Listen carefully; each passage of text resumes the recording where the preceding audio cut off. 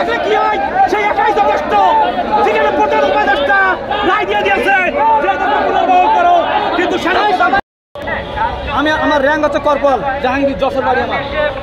সেখানে আমি বলছি যে এই আদালতের উপর উপস্থিত হই যে স্যার এখানে আসামি উপস্থিত। সে বলছে যে আমার কোনো কাজের সাথে জাহাঙ্গীর সম্পৃক্ততা ছিল না। তখন ওখানে বলছে জাহাঙ্গীর এই চিঠিতে যা লিখা আছে এগুলো তোমার মন্তব্য কি? তখন আমি বললাম স্যার এ সবই ঠিক আছে, একটা লাইন ওর ভেতরে অ্যাড করা হয়েছে। সেই লাইনটার ভেতরে কি যে আমি এদের কোনো কাজের সাথে সম্পৃক্ত যেহেতু নেই আর আসামি যখন এখানে উপস্থিত, তাহলে আমার এই লাইনটা কেটে দিতে হবে যে ও জানতো কিন্তু এই ঘটনাটা তাহলে হইতো না যদি আমাদেরকে জানাতো। কিন্তু আমি বলছি এটা ও অ্যাড করা হয়েছে, আমি জানতামই না এই ব্যাপারে, আমি এর সাথে ইনভলভ না, আমি এটাকে জানতামও না। সেই আসামিকে দিলে 5 বছর জেল সহ সৈনিক বানাই, আর তার অ্যাসিস্ট্যান্টকে দিলে 3 বছরের জেল সহ সৈনিক বানাই। আর আমি কর্পোরাল, আমার সার্জেন্ট ঝুলতেছে মাথার উপরে, আমাকে দিলে এর কোনো অপরাধ নেই, তাহলে একে শুকনো বাড়ি বাড়ায় দাও।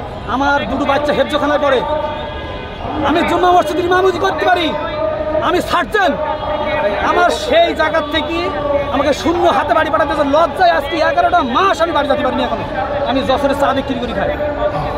এটা কিন্তু আমার জানা, আমাদের শুধু মুখ খুলতে পারিনি লজ্জায়, মিডিয়ায় আসতে পারিনি লজ্জায়। আমাদের ডিসপোজাল বহুত ঝুলাইছে, আজকের এই ডিসপোজাল দিয়ে যাবে, হয় আমাদেরকে মেরে ফেলবে, বউ বাচ্চা আল্লাহর রাস্তা দিয়ে আসছি। আল্লাহ বলছেন লা তাকনা তুমি রহমাতিল্লাহ, তোমরা আল্লাহর রহমত থেকে নিরাশ হয় না। আমরা ধৈর্য ধরতে ধরতে আজকে 1.5 বছর হয়ে গেছে, আমাদের শুধু কলা দেখাইছে।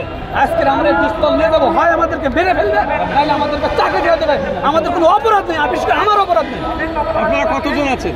এরকম প্রায় 480 জন মতন, আরো কত লোক তো এদিক সেদিক মান সম্মানের খাতিরে বলেই নাই, কিন্তু এর ভেতরে জেনুইন হয়তো 70-80 জন হয়তো নিশ্চিত চাকরি গেছে তাদের। কিন্তু আমাদের অনেক লোক আছে যে সাবধান করা হয় চাকরি।